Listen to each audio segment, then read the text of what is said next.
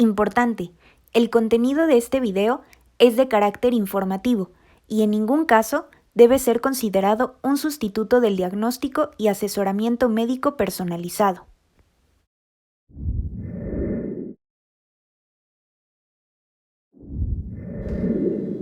Hola, me llamo María Fernanda Lozano Sánchez y soy estudiante de la carrera médico cirujano de la Facultad de Medicina en la UNAM. Hoy vamos a hablar del estiramiento de 5 músculos: tríceps sural, isquiotibiales, psoas, recto anterior y el tensor de la fascia lata. Pero antes de iniciar, es importante tener en cuenta las siguientes consideraciones.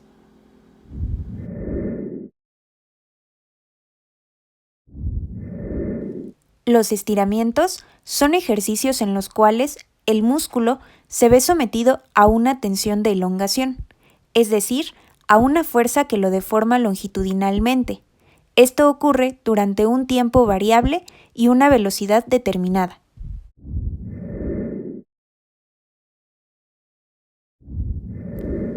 Cuando se dice que los estiramientos son ejercicios, es porque con la ejecución metódica y programada de sus diferentes técnicas se pretende lograr un objetivo. Dependiendo de la técnica de estiramiento utilizada, los objetivos pueden ser los siguientes: mejorar la flexibilidad, relajar, en términos generales, el aparato locomotor, recuperar la capacidad de elongación después de un periodo de inmovilización, preparar el músculo para la actividad física, ya que de esta manera podemos disminuir el riesgo de lesiones como esguinces y desgarros, recuperar la posición de reposo una vez finalizada la actividad y también mejorar la amplitud de movimiento articular.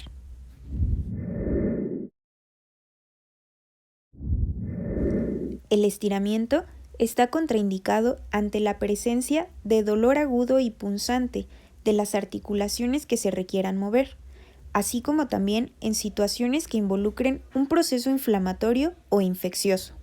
Cuando nos encontramos frente a fracturas recientes que no han consolidado, cuando observamos la presencia de algún trauma tisular o en casos de rotura de tendón o ligamentos. Recordatorio: antes de iniciar con los ejercicios de estiramiento, es importante la colocación de compresas calientes en el área que vamos a trabajar. Importante: recordemos que el uso de la termoterapia también cuenta con ciertas contraindicaciones si el área de aplicación presenta alguna de estas características. Fase aguda de la inflamación, infecciones por bacterias, heridas abiertas y hemorragias. La termoterapia también está contraindicada si el área de aplicación presenta insuficiencia venosa crónica, coagulopatías, procesos neoplásicos o alteraciones de la sensibilidad.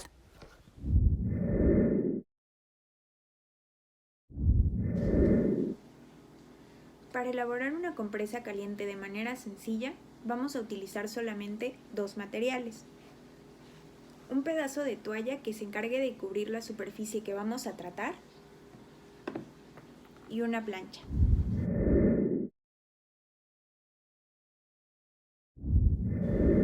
El procedimiento también es bastante sencillo. Lo que vamos a hacer es colocar la toalla sobre la superficie donde habitualmente planchamos. La plancha debe de conectarse a la energía eléctrica y una vez caliente se va a pasar en repetidas ocasiones sobre la toalla.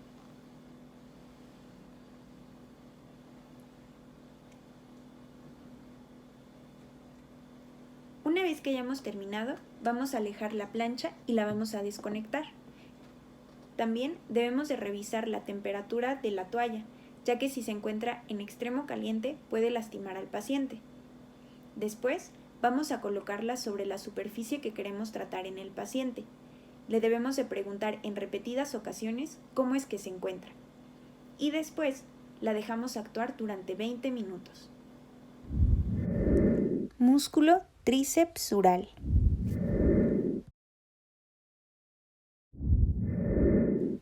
El músculo tríceps sural está formado por los músculos gastrocnemio y sóleo. El músculo gastrocnemio es un músculo superficial de la cara posterior de la pierna, que presenta una cabeza medial y una cabeza lateral. Inserción del músculo gastrocnemio. La cabeza lateral se inserta por encima del cóndilo femoral lateral, mientras que la cabeza medial se inserta por encima del cóndilo femoral medial, por detrás y debajo del tubérculo del aductor mayor. Ambas cabezas se unen en dirección distal para conformar junto al músculo sóleo el tendón calcáneo, o también conocido como tendón de Aquiles, que se inserta en la tuberosidad del calcáneo. Por otra parte, el músculo sóleo es un músculo ancho que está ubicado por debajo del músculo gastrocnemio. Inserción del músculo sóleo. El músculo sóleo se inserta arriba en la porción posterolateral de la cabeza y cuello del peroné, en el labio inferior de la línea del sóleo de la tibia, por debajo de la inserción del músculo popliteo y en el tercio superior de la cara posterior de la tibia. Irrigación e inervación. El tríceps sural está vascularizado por las dos arterias surales, ramas de la arteria poplitea, destinadas una a cada una de las cabezas del gastrocnemio. También recibe colaterales de las arterias tibial posterior y peronea, y está inervado por el nervio tibial.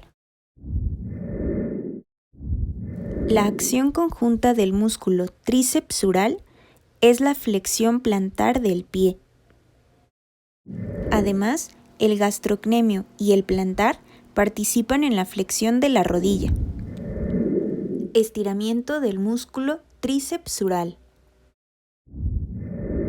Después de 20 minutos de haber colocado la compresa caliente en la región muscular indicada,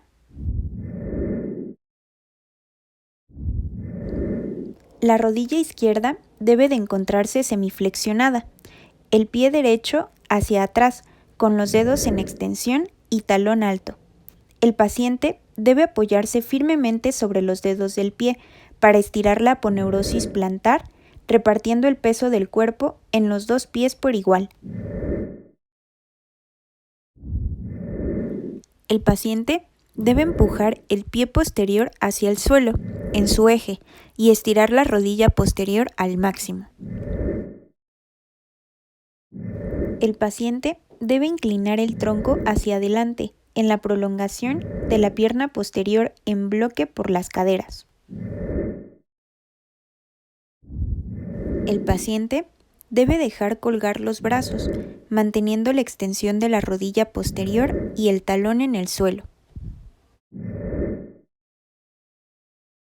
Los antebrazos y manos del paciente deben encontrarse apoyados contra la pared, la rodilla izquierda semiflexionada, el pie derecho con el talón levantado y los dedos de los pies en extensión.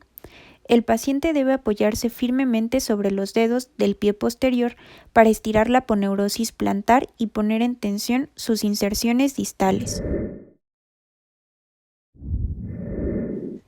El paciente debe colocar el pie en el suelo, en su eje, y asegurarse de que no esté en rotación externa, pues entonces el estiramiento máximo no sería posible.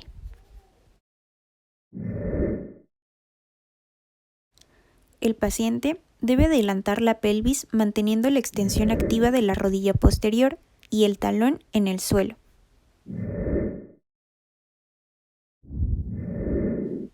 Los antebrazos y manos del paciente deben encontrarse apoyados contra la pared y el pie posterior sobre la calza colocada a 1,5 pies de distancia de la pared.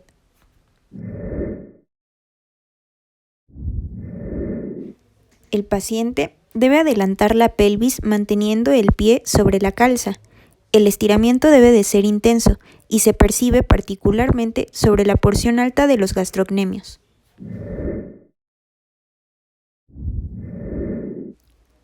Los pies del paciente deben encontrarse en rotación interna, separados un poco más que la pelvis.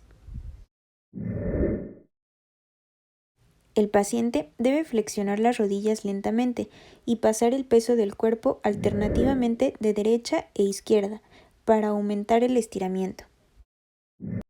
Músculos isquiotibiales.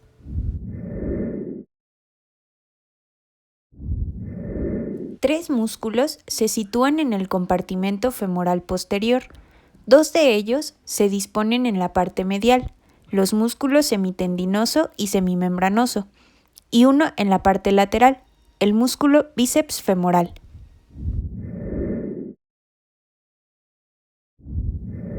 El músculo semitendinoso es un músculo alargado y fusiforme que se localiza en el margen medial del compartimento posterior, superficialmente respecto al semimembranoso. Inserción y trayecto del músculo semitendinoso. El músculo semitendinoso se origina con la cabeza larga del bíceps en la tuberosidad isquiática del coxal, el vientre muscular a nivel del tercio inferior del muslo. Se continúa con un tendón cilíndrico que camina por detrás del cóndilo medial del fémur y se inserta en la parte alta de la cara interna del cuerpo de la tibia, por detrás del sartorio. Inervación.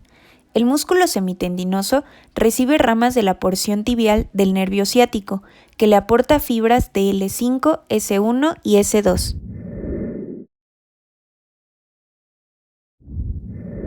El músculo semimembranoso es un músculo voluminoso, situado profundamente al semitendinoso, en el margen medial del compartimento. Origen e inserción del músculo semimembranoso.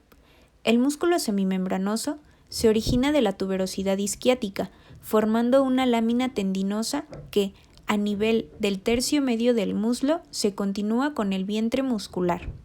A la altura de la rodilla, el músculo camina dorsal al cóndilo medial del fémur y forma un potente tendón que se divide en tres partes: tendón directo, tendón reflejo y tendón recurrente. Inervación.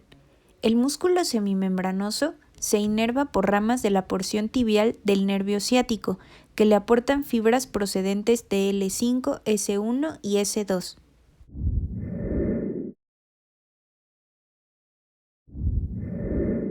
El músculo bíceps femoral consta de dos cabezas, una larga y otra corta, que se disponen en el margen lateral del compartimento posterior. Inserción del músculo bíceps femoral. La cabeza larga del músculo bíceps femoral arranca de la tuberosidad isquiática junto con el músculo semitendinoso y desciende oblicuamente para buscar el margen lateral del dorso del muslo, mientras que la cabeza corta se origina del labio externo de la línea áspera y supracondilia lateral del fémur. Sus fibras descienden para unirse en un tendón común con la cabeza larga a nivel del tercio inferior del muslo. El vientre de unión se continúa con un potente tendón que pasa dorsalmente al cóndilo lateral del fémur para insertarse en el vértice y en la cabeza del peroné. Inervación. La cabeza larga está inervada por ramas de la porción tibial del nervio ciático, mientras que la cabeza corta está inervada por ramas de la porción peronea común del nervio ciático. Ambas reciben fibras de L5, S1 y S2.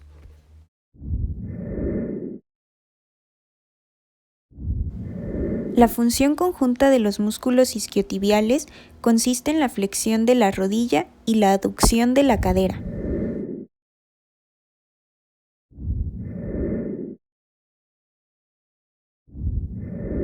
Después de 20 minutos de haber colocado la compresa caliente en la región muscular indicada, la pierna izquierda del paciente debe encontrarse en genuflexión, corva de la rodilla derecha descansando sobre el muslo izquierdo. La punta del pie debe estar elevada y el pie en el eje. También el paciente debe empujar el talón hacia arriba.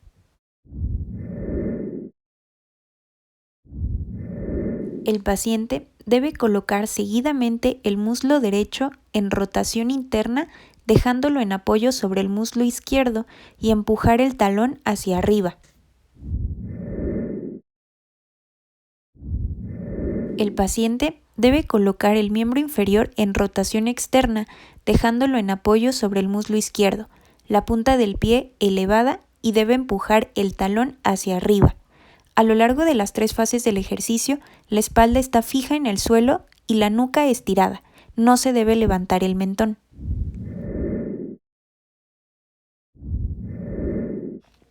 El paciente deberá encontrarse sentado en el borde del asiento, el miembro inferior apoyado en el suelo y la punta del pie elevada.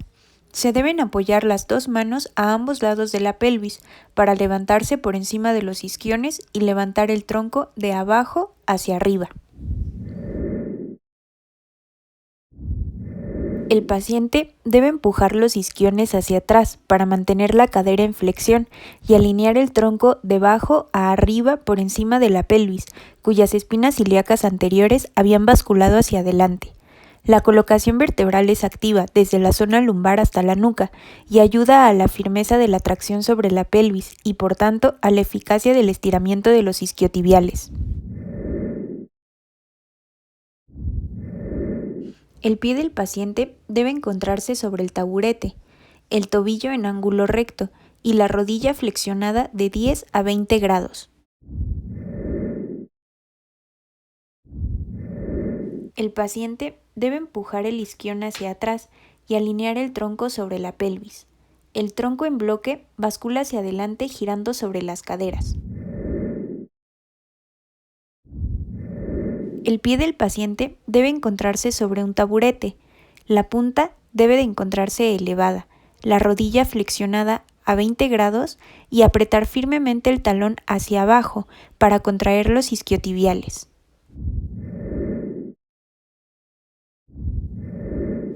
El paciente debe de empujar la pelvis hacia atrás por el isquion en movimiento de cajón y alinear el tronco por encima de la pelvis en flexión.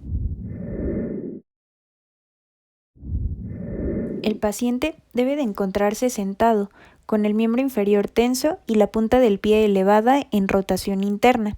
Se debe de apoyar sobre los nudillos para levantarse por encima de los isquiones y elevar el tronco desde la zona lumbar hasta la nuca.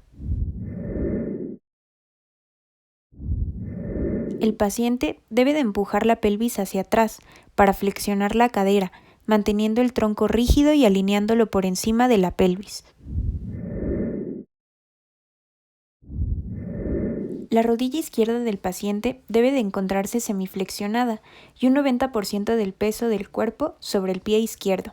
La rodilla derecha debe de encontrarse tensa por delante y con la punta del pie elevada y en rotación interna. Las manos deben de encontrarse cruzadas tras los glúteos, los pulgares hacia afuera y los hombros en rotación externa. El paciente debe balancear el cuerpo en bloque hacia adelante, girando sobre las caderas y manteniendo la rigidez del tronco desde la zona lumbar hasta la nuca. Tras el retorno de la posición erecta del inicio, se realizará el mismo ejercicio en rotación externa para alcanzar otras fibras musculares.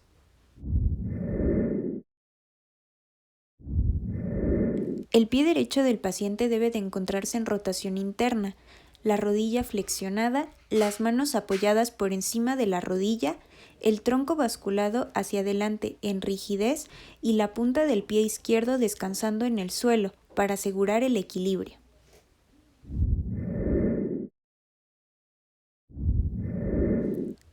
El paciente debe empujar los glúteos hacia arriba, reduciendo ligeramente la flexión de la rodilla derecha sin llegar a la extensión. El paciente debe dejar colgar los brazos manteniendo el tronco rígido. De esta manera, el sujeto está suspendido sobre sus isquiotibiales derechos. Los pies del paciente deben de encontrarse paralelos, ligeramente separados, con las rodillas flexionadas a 45 grados y activamente abiertas. Los codos deben de encontrarse por encima de las rodillas. El paciente debe empujar la pelvis hacia arriba sin extender completamente las rodillas. El paciente debe colocar su pie sobre la mesa. La pelvis debe de encontrarse de cara a la mesa y la punta del pie elevada con ligera rotación interna del miembro.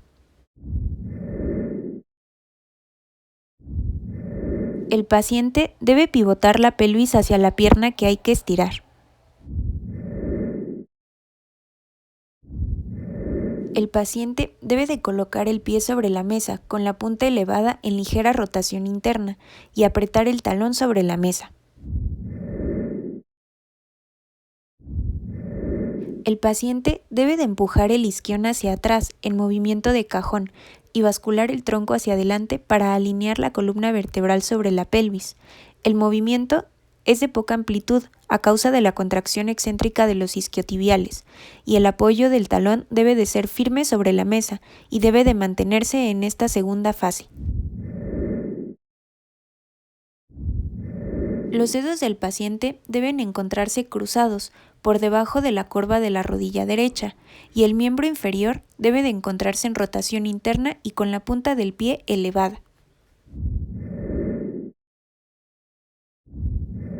El paciente debe de tirar el muslo hacia sí, manteniendo la rodilla lo más tensa posible.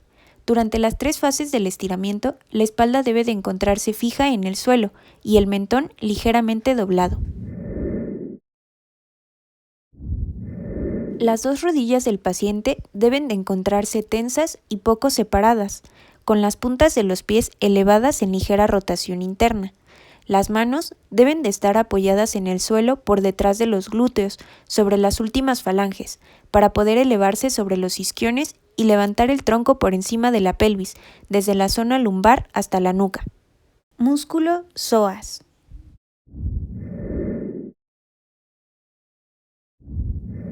El músculo psoas está dividido en 2 porciones musculares, el psoas mayor y el psoas menor. El psoas mayor está revestido de una fascia que se extiende hacia la pelvis, llamada fascia ilíaca. Asociado a la fascia se encuentra el ligamento arqueado medial del diafragma, donde toman inserción algunas fibras del diafragma. El psoas menor es un músculo pequeño e inconstante, que cuando aparece se inserta en la pared lateral del cuerpo de las vértebras de T12 a L1.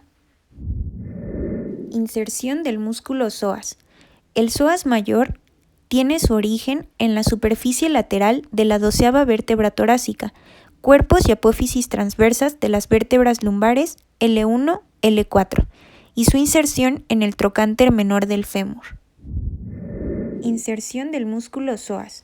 El psoas menor tiene su origen en los cuerpos vertebrales de T12 a L1 y su inserción en la fascia ilíaca. Inervación del psoas mayor. El psoas mayor está inervado por el nervio femoral y ramos directos del plexo lumbar.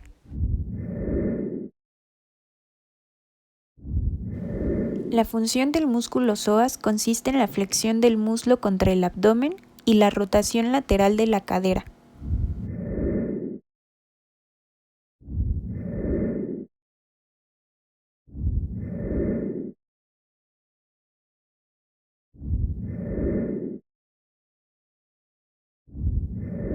El paciente debe realizar una abertura pronunciada hacia adelante, con los antebrazos apoyados en la rodilla anterior, la pelvis muy baja y la rodilla anterior flexionada y tocando el suelo.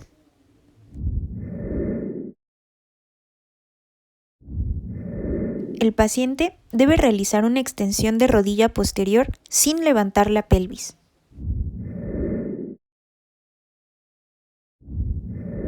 Las rodillas deben de encontrarse semiflexionadas y el dorso del pie descansando sobre un taburete, mientras que el tronco se encuentra de manera vertical.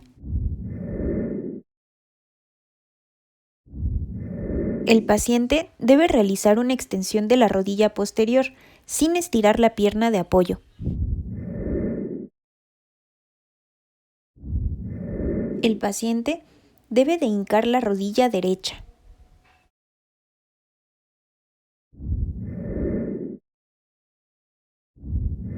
Se debe realizar una retroversión de la pelvis aplanando la zona lumbar.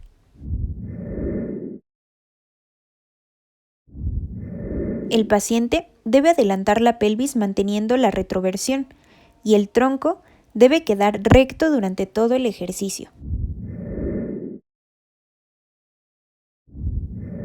El paciente debe realizar una semiabertura hacia adelante con las 2 rodillas semiflexionadas.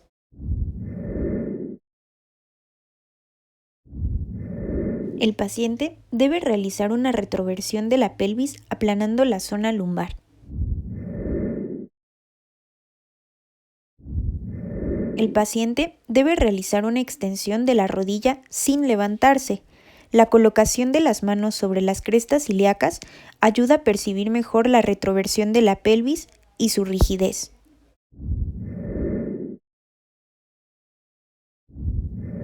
El paciente debe realizar una semiabertura hacia adelante, con el pie posterior separado en ligera rotación interna, mientras que la pelvis de cara y la rodilla anterior semiflexionada.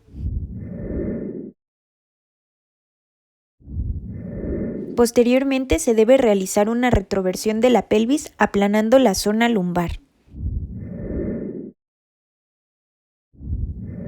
El paciente debe bajar la cadera derecha sin inclinar el tronco y mantener la retroversión.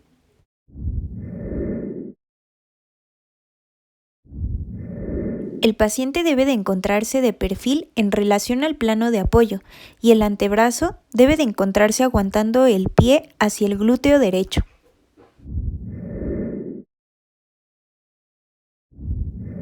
El paciente debe girar la pelvis en el sentido opuesto al plano de apoyo. En la posición de inicio, el pie de apoyo en el suelo está en ligera abertura para permitir la rotación de la pelvis sin tener que desplazar el pie.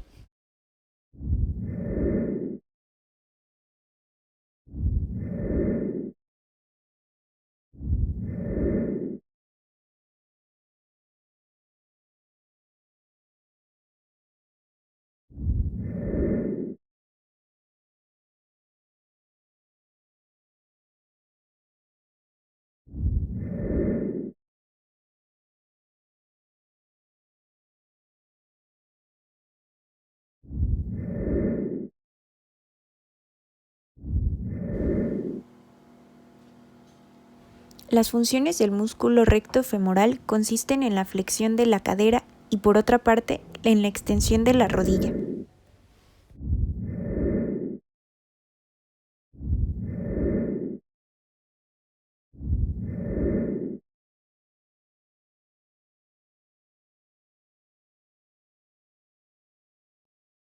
Músculo tensor de la fascia lata.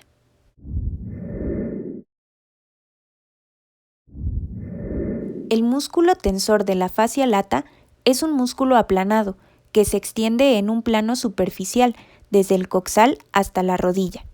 El vientre muscular es pequeño y rectangular. Se continúa por un potente aponeurosis que se dispone a lo largo de la cara externa del muslo. Forma un vientre muscular que desciende oblicuo y hacia abajo y atrás para continuarse con una lámina tendinosa que se suelda a la fascia femoral, o también denominada fascia lata, contribuyendo a formar el tracto iliotibial. Origen e inserción del músculo tensor de la fascia lata. Este músculo se origina próximo a la espina ilíaca anterosuperior y en la zona vecina de la cresta ilíaca, y se inserta en el tracto iliotibial hasta el cóndilo lateral de la tibia. Inervación e irrigación. El músculo tensor de la fascia lata se inerva por ramas del nervio glúteo superior que le aportan fibras de L4 y L5 y es irrigado por la arteria glútea superior que tiene su origen en la arteria ilíaca interna. El músculo tensor de la fascia lata es flexor y separador del muslo. Interviene también como extensor en la dinámica de la rodilla.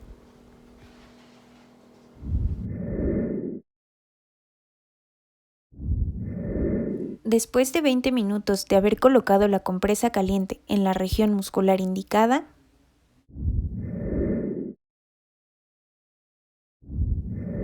el paciente debe encontrarse en una abertura cruzada posterior, es decir, la rodilla anterior semiflexionada, el pie posterior descansando sobre su borde externo y el tobillo en ángulo recto. El pie derecho no debe estar mucho más atrás que el izquierdo.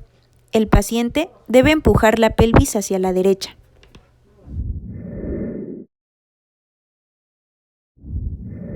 El paciente debe tirar hacia arriba sobre el codo derecho, asido por la mano izquierda, para aumentar el efecto de estiramiento sobre la inserción ilíaca. El miembro inferior izquierdo debe encontrarse tendido sobre su parte externa y el tobillo en ángulo recto. El pie derecho debe de encontrarse descansando. Mediante el apoyo manual en el suelo, se debe de girar la pelvis de delante hacia atrás para activar la puesta en tensión sobre la parte externa de la cadera.